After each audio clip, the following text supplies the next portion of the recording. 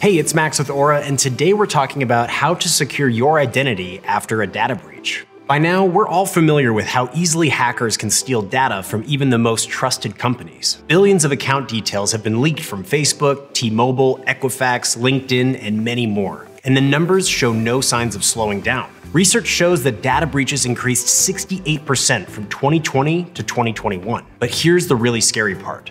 Your personal information could be compromised even if you haven't been affected by one of the hundreds of highly publicized data breaches. With so much leaked data available to hackers, it might seem impossible to prevent identity theft, but it's not a lost cause. So here's what to do as soon as you find out you've been a victim of a data breach. Number 1, confirm the breach happened. Data breaches are often in the news, but the first place that you're most likely to hear that you've been affected is in an email from the impacted company. State law mandates that companies need to disclose data breaches. Unfortunately, some hackers use these emails as an opportunity to steal your information even if there hasn't been a leak. A hacker will send an email claiming to be the impacted company and ask you to do one of a couple things. One could be clicking a link, which could then download malware to your device and then allow them to hack your email. They could also ask you to confirm your account details, which will then go straight to the hacker.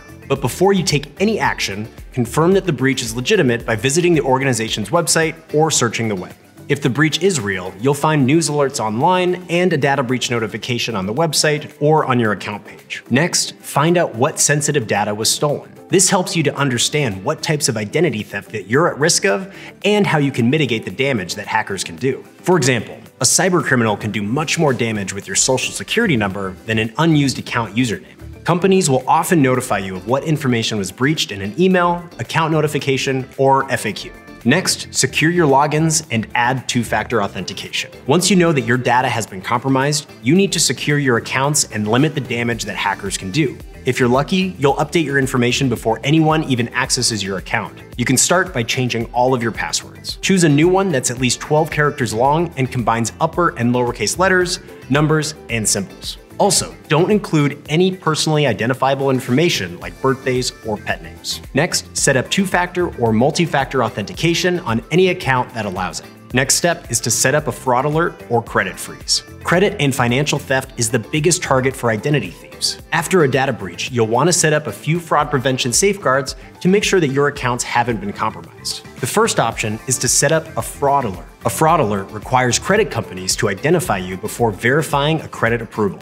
This makes it much more difficult for a criminal to open new accounts or take out loans in your name. The second option is to set up a credit freeze. A credit freeze blocks all credit inquiries without affecting your credit score. Because it blocks all credit, you'll want to disable it before you apply for a loan, buy a house, or car. The next step, consider free support offered by breached companies. Many companies offer free services as part of their breach responses. These can include credit report monitoring or other ways of protecting your sensitive data. These offers aren't a guarantee against identity theft or financial harm, and you should still protect yourself from the breach in the other ways that we've already listed.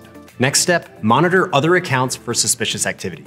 Once your sensitive information has been leaked in a data breach, it can lead to other forms of fraud and identity theft. Just because a company says the leak has been resolved, that doesn't mean that your data is safe. After a breach, be especially mindful of suspicious activity on your online accounts and financial statements. You should also be mindful of unfamiliar credit inquiries, additional debt, and new accounts in your name. And lastly, keep an eye out for strange calls, emails, texts, or letters. The last step is to sign up for an identity theft monitoring service. Some of the most critical tasks for cybersecurity protection are difficult or nearly impossible for humans to do. We can't spend all day scanning our credit statements, dark web archives, and up-to-date breach information. That's why millions of Americans use identity and credit monitoring services like Aura. Even if you have no idea what to do if your identity's stolen, Aura has your back. So if you're ready for ironclad identity theft protection, try Aura for 14 days free at aura.com.